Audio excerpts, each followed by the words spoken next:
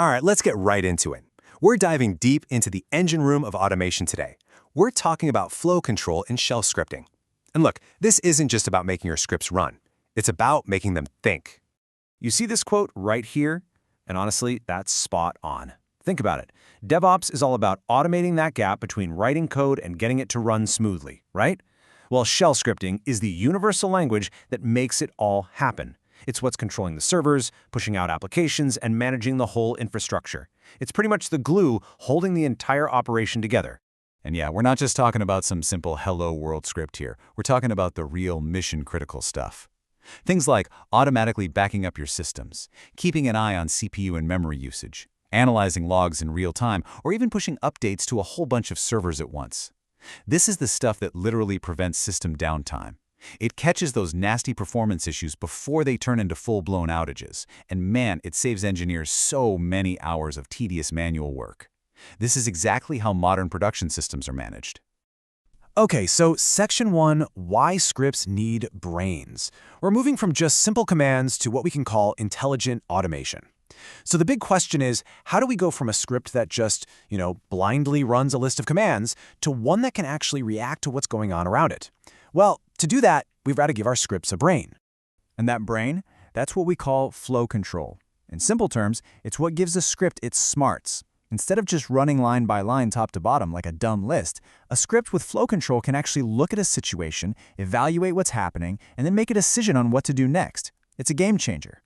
And this analogy is perfect. A script without conditions really is like a robot without intelligence. Sure, that robot can do one task over and over, but it can't adapt. What happens if it hits an error it wasn't expecting? Or the system is in a different state? It either just freezes up or, and this is way worse, it just keeps going and breaks things. Conditional logic is what gives the scripts the power to deal with the messy, unpredictable nature of real-world systems. All right, next up, making smart decisions. We're going to look at using if, operators, and file checks to control how a script behaves. So let's get into the actual tools that give a script these decision-making powers. You can think of if statements and operators as the script's senses. It's how it checks the state of the world before it does anything. So the most basic tool in our toolbox is the if statement. The structure is pretty simple. If some condition is true, then you run a block of code. You can also add an elif, which is short for else if, for another condition, or an else to catch anything else. Then you just close the whole thing off with phi, which is just if backwards. Kind of neat. But listen up, pay very close attention to this tip here. This is the classic rookie mistake. You have to have spaces inside those square brackets. Seriously, if you forget them, your script is just going to blow up. Trust me on this one. Okay, let's make this super practical. Picture a script that's monitoring a rocket launch. It runs a command to check the rocket status. So if that status comes back as failed, the if block kicks in and runs a debugging script. Simple enough. But what if it's not failed? Elif, the status is success, then it just prints a nice confirmation message. And if it's neither of those, maybe the status is launching or something else entirely, the else block catches it. See, the script is actually adapting its behavior based on what's happening in real time. So how does the script actually do the comparing?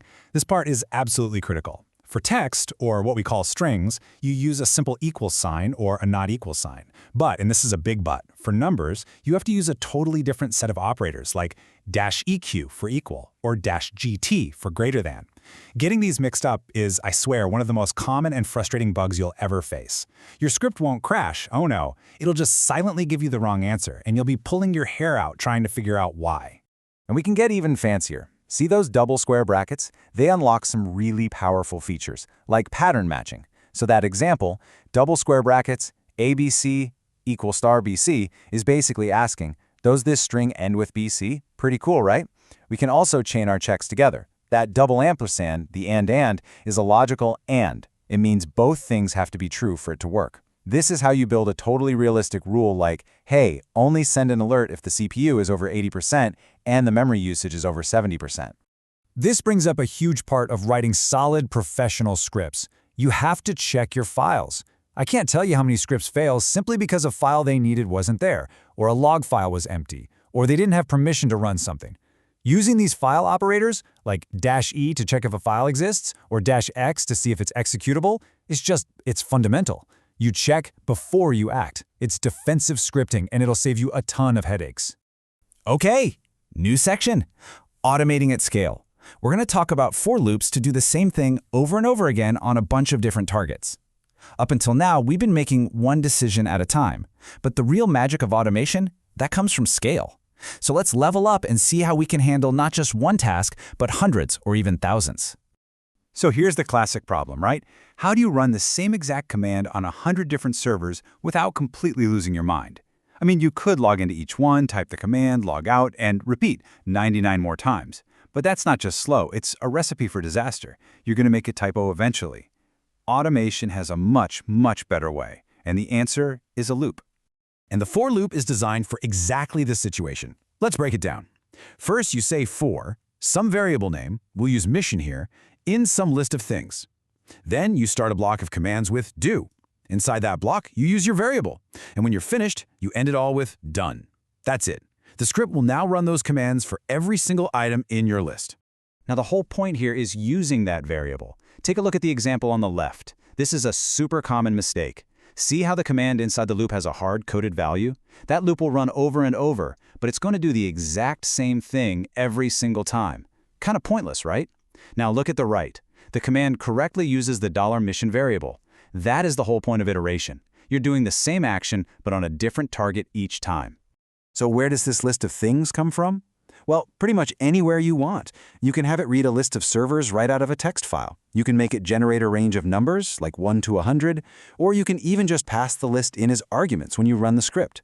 This leads to a really important best practice. You should always separate your data from your logic. The script itself should be generic, and the list of targets, like your servers in a text file, is the data you feed it. That's how you manage huge fleets of machines without going crazy. Next section, waiting for conditions. Here we'll talk about while loops for those dynamic, unpredictable situations.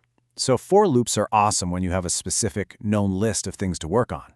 But what if you don't? What if you have no idea how many times you need to do something?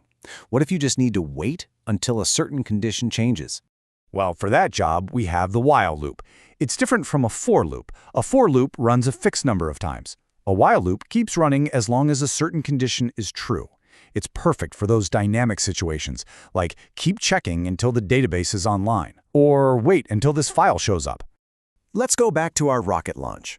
The status might be launching for who knows how long. The messy way to handle this is on the left. It's this ugly pile of nested if statements and pauses. It works, I guess, but it's brittle and a nightmare to read. But look at the while loop on the right. It's so much more elegant. It just says, hey, while the status is still launching, just wait 2 seconds and check again. Simple, readable, and way more reliable. All right, final section, writing professional scripts. We'll touch on case statements and some best practices for writing code that's clean and reliable. So, we've got the core logic down. Now let's talk about putting it all together to write scripts that are not just functional, but actually professional. We're talking readable, maintainable, and most importantly, safe to run in a real production environment. Just look at this example of a simple user menu. On the left, you've got this long chain of if, elif, else. And sure, it works, but it's clunky, it's hard to read, and imagine adding 10 more options to it. Yikes. Now look at the case statement on the right. It's built for exactly this kind of thing. It just checks a variable against a list of options. It's so much cleaner, and you can tell exactly what it's supposed to do at a glance. This is how tons of command line tools and admin menus are built. So let's wrap up with some absolutely essential best practices. Rule 1. Don't hard code things. Use variables and arguments instead. Rule 2. Always check if files exist before you try to use them. Rule 3. Think about what happens when things go wrong and handle those errors gracefully. And maybe the most important rule of all, make it readable. You're not just writing code for the computer, you're writing it for your future self and for your team. Don't make them hate you. And this is exactly why all of this matters so much.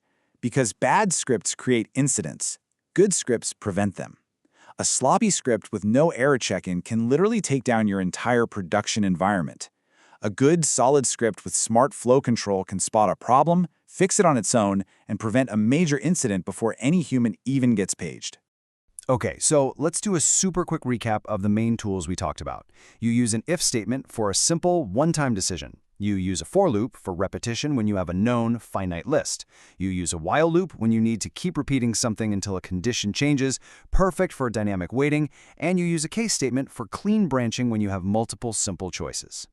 And really, that's the big takeaway here. If you can automate it with a script, you can scale it across systems. Mastering these concepts is what turns scripting from just a simple tool into a ridiculously powerful engine for automation.